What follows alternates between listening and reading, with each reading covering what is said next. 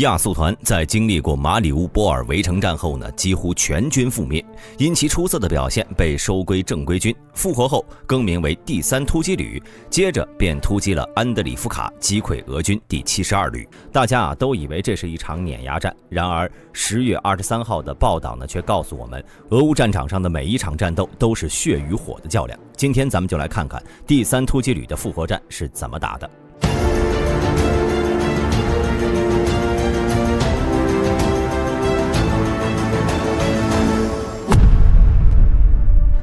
如果没有俄乌之间这场战争，或许这个世界上根本就没有人知道安德里夫卡这个地方究竟在哪儿。当然，这个地方啊，不是第一个因为俄乌战争而出名的小村庄，也不会是最后一个。安德里夫卡地处巴赫穆特以南10公里，格尔洛夫卡以北20公里，既没有学校也没有医院，常年人口是不到80人，是个不折不扣的小村庄。但这个村子的地势偏高，可以清楚地观察到从此路过开往巴赫穆特的火车，所以从战争波及到此的时候开始，这条铁路就成为一道俄军的补给线。不用说，兄弟们也明白补给线的重要性，于是可以把持铁路的安德里夫卡成为了俄罗斯人必须掌控的要地。毕竟这里失守的话，巴赫穆特的俄军将会产生动荡，而这都不是俄罗斯人想看到的。于是在2022年11月左右，安德里夫卡就落入了俄军手中。但作为守卫国家的乌克兰人来说，俄军的要地呢，那是一定要收复的。双方在此也展开了拉锯战，结果就是这个村子里面的房子再也没有一座是完好的，彻底变成了一片废墟。可是惨烈的战况并没有让乌克兰人放弃，寸土必争是每名守家卫国军人心中的一杆秤。这杆秤呢，它永远不可能是平的，只能偏向自己的祖国。于是在今年5月，乌克兰人再次集结了部队，准备在安德里夫卡和俄军来一场了结。第3突击旅经过马里乌波尔的围城战，虽然遭到了毁灭性打击，但在泽连斯基的努力下，又奇迹般的重生了，并被派往了安德里夫卡。作为这次进攻的主力，他们先是刺探了俄军的虚实，发现这次作战对他们非常不利，因为俄军在此下了血本，即便他们在10公里外靠近这个村子，也会遭到俄军炮火猛烈的袭击。也就是说，第3突击旅的士兵需要顶着俄军炮火狂奔10公里，才能到达突击冲刺村子的起跑线。我们进行了各种兵棋推演，在地图上尝试了各种方式，想要从不同方向切入战场，将对方赶出这里。最终呢，我们是确定了机动战，也就是通过多方位的进攻，分散俄军注意力，进而进行的全面战斗，试图从不同方向进入。记者询问指挥官，请稍等一下，我还有个问题，你们是怎么解决俄罗斯人炮火的进攻呢？由于一切都是在炮火下发生的，我们的士兵是真正的英雄，他们向前突破了100米，立即开始挖掘战壕，在炮火来临前躲进掩体中。就这样，士兵每天1米1米地向目标靠近，但这还不够，我们换着不同的方向，有时坐车，有时步行，这样俄军就很难搞清楚自己应该向哪个方向进攻了。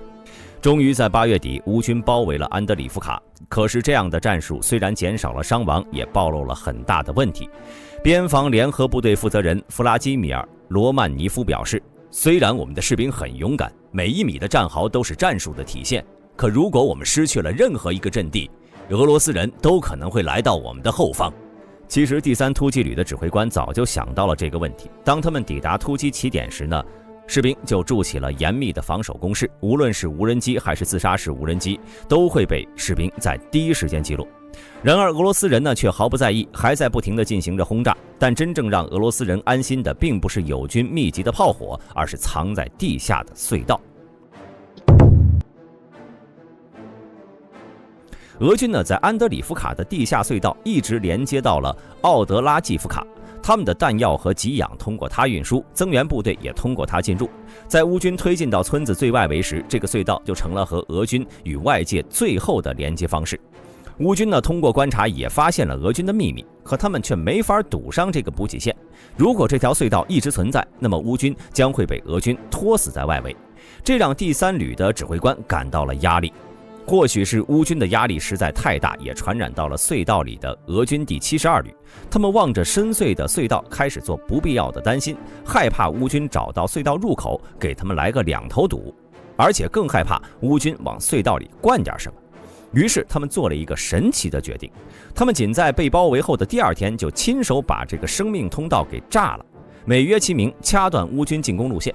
随后把防守工事推到了通道的另一端，同时还在隧道的附近挖掘了更多独立的防空洞。乌克兰人没有搞明白俄军的做法，依然对着隧道围攻。俄军发现这隧道炸了之后是真的好呀，乌军竟然攻不过来了。但他们在高兴的时候呢，发现自己的补给已经见底了，他们开始呼叫附近的友军，希望能得到补给。可隧道没了，只能露天用火车运输，而外面到处都是乌军的飞机和无人机，结果就是隧道被炸，俄军的补给运输难上加难。当时的情况对俄军来说呢，唯一的好消息可能是大概可以早一点战术撤退，而从另一层面来说呢，这也让俄军产生了破釜沉舟的心态，恶战一触即发。9月10号，俄军为了巩固阵地，在安德里夫卡北部通往克里什奇夫卡的路边开辟了一个新的阵地，并将几节水泥管埋入其中，当做了前置的防守阵地。如果乌军想要突入安德里夫卡，就必须从俄军阵地通过，这让该据点成为了必须被消灭的目标。当天后半夜，乌军开始了行动。突击过程中，双方各不相让，枪战十分激烈，甚至将战斗距离缩短到了10米以内，两军都不愿意失去这个要地。当我们在当天的夜间行动中，火力组进行了压制，然后又出动了无人机进行突破。作战的范围并不大，我们在路的一侧，他们在另一侧，子弹压得我们都抬不起头，只能相互扔手榴弹。敌人一躲避爆炸，我们就立刻呼叫狙击手行动，炸毁了管道。俄罗斯人只能被迫逃窜，可我们的人早就守住了另一个出口。战斗截止到这里啊，乌军的战略成功了一半了。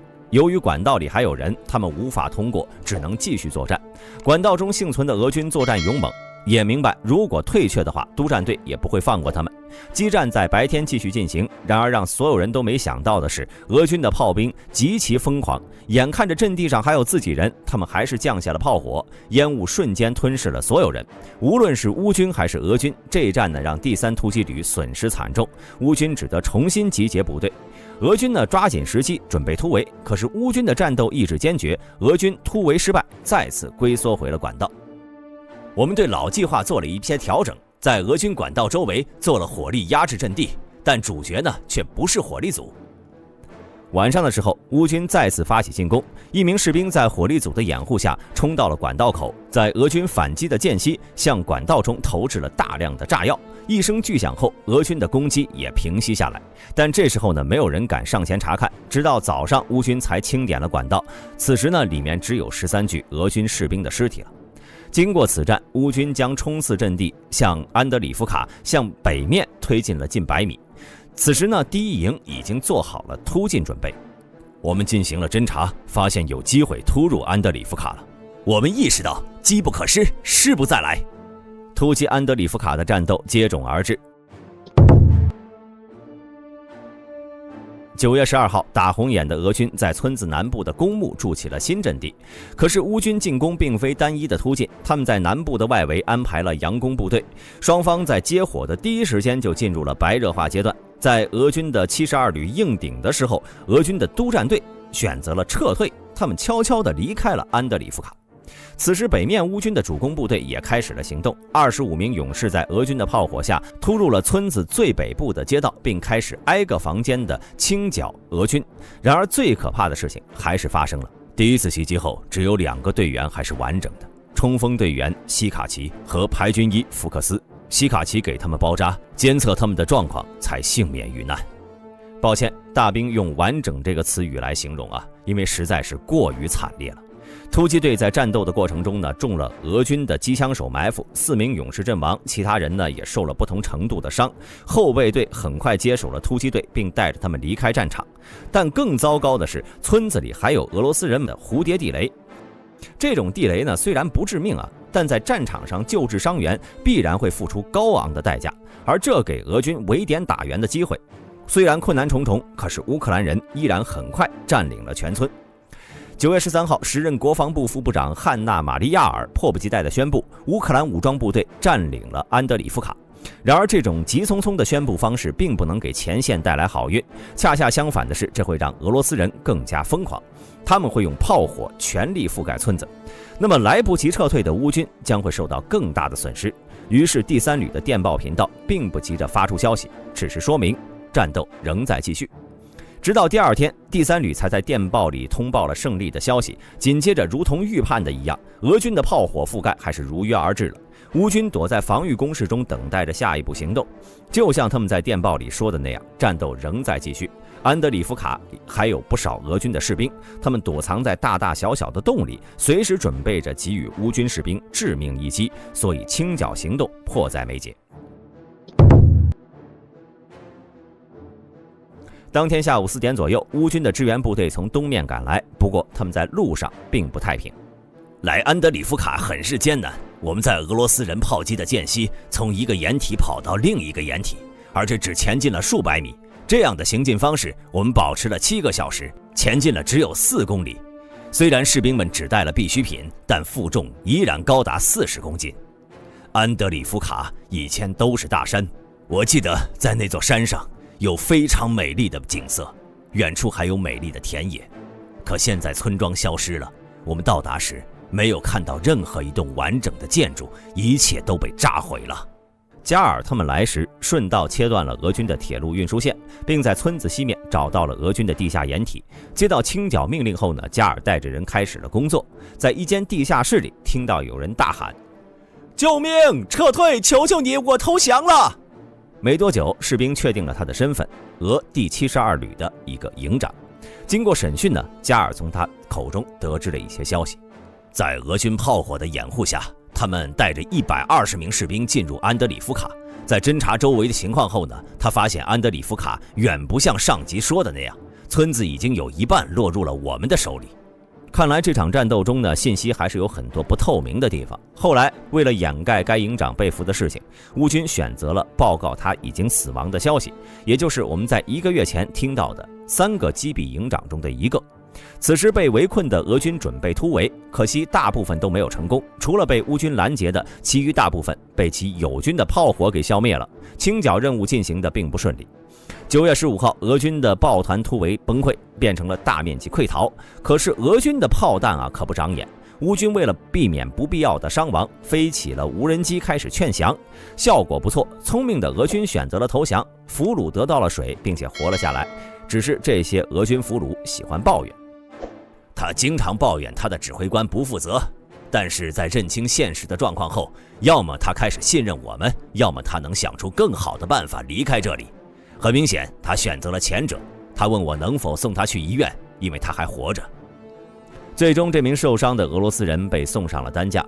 在离开了安德里夫卡1公里半后呢，他坐上了开往医院的汽车。这应该是活下来最佳的选择了。南边的街道在隔天下午清理完毕。再后来，第3突击旅从俘虏口中得知，他们面对的是140人的俄军部队。不过呢，那已经不重要了，不是吗？因为战斗已经结束了。这是大兵第一次得到拥有如此多作战细节的信息。虽然这场突击战只有短短的3天时间，但却可以明显地体会出乌克兰人收复失地的决心，以及他们所付出的努力。同时也不得不说，俄军面对敌方的进攻总会做出一些奇怪的调整，比如这场战斗中的炸隧道操作。当然了，战况总是瞬息万变，我们并没有在现场，也许这是他们当时的最优解呢。好了，今天的视频到此结束，我是大兵，我们下期节目再见。